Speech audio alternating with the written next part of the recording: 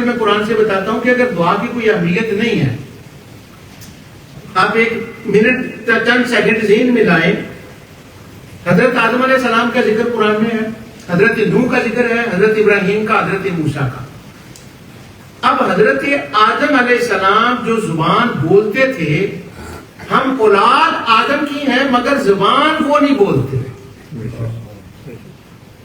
ہم حضرت نوح کو مانتے ہیں پر جو زبان حضرت نوح بولتے تھے نا وہ زبان ہم نہیں بولتے. حضرت ابراہیم جو زبان بولتے تھے ہم وہ زبان نہیں بولتے. حضرت ابراہیم کی تو عراقی زبان تھی، بعد میں تو فلسطینی زبان بن گئی، ان کی تو اور زبانیں تھیں. حضرت موسیٰ کی تو کوئی اور زبان تھی، وہاں ایجپشین زبان تھی. ریئلی بعد میں جو ہے نا وہ تو عبرانی بنی، وہ تو ایجپٹ میں پیدا ہوئے. بلکہ آپ کو اس بات کا تو پتا ہے، شاید میں نے بتایا تھا پہلے کہ موسیٰ نام بھی ایجپشین نام ہے، تو وہ تو ایجپشین بولتے تھے.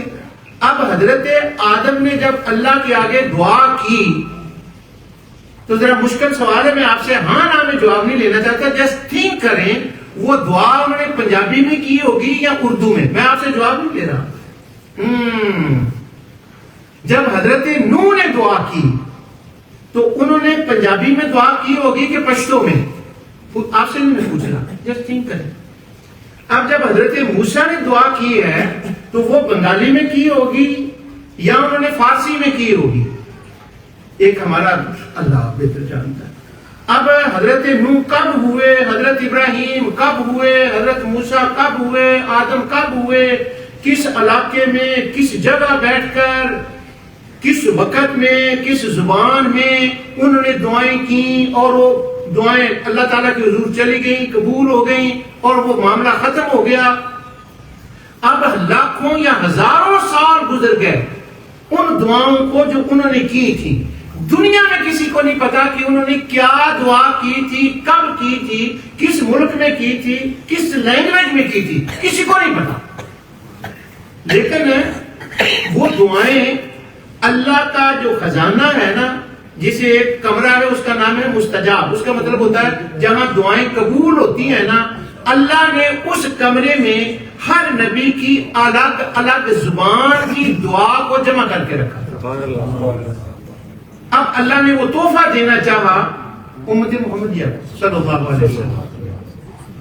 جب اللہ نے تحفہ دینا چاہا دعاؤں کا کہ میں تمہیں بتاؤں کہ دعا میری بارگاہ میں مانگنے کا کیا طریقہ ہے، تو اللہ نے کیا کیا، وہ جو ہزاروں سال کی ڈیفرنٹ لینگویج میں وہاں دعائیں پڑی ہوئی تھیں، اللہ تعالیٰ نے ان دعاؤں کا، چونکہ حضور عربی بولتے تھے، قرآن عربی میں آنا تھا، اللہ نے حضرت نوح کی زبان کوئی اور تھی، حضرت موسیٰ کی اور تھی، حضرت ابراہیم کو دعا کوئی اور تھی.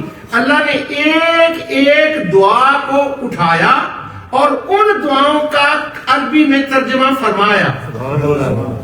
اب وہ ترجمہ کیا اللہ نے، پھر جبریل کو دی اور وہ حضور کے پاس لے کر آئے، وہ دعائیں ہمارے پاس آ گئیں. اللہ نے کہا جب تم نے اپنی عاجزی کا مجھ سے اظہار کرنا ہو اور بتانا ہو کہ ہم کچھ نہیں ہے مولا، تو ہی سارا کچھ ہے، ہمیں عطا فرما، تو اس طرح سے تم نے دعا مانگنی ہے جس طرح مختلف زمانوں میں مختلف وقتوں میں میرے نبیوں نے دعا مانگنے کا طریقہ بتایا.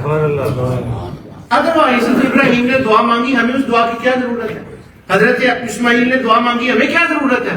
ہمیں ضرورت اس لیے ہے ان دعاؤں کی، اللہ نے دی اس لیے ہے تاکہ ہمیں دعا مانگنے کا طریقہ آئے.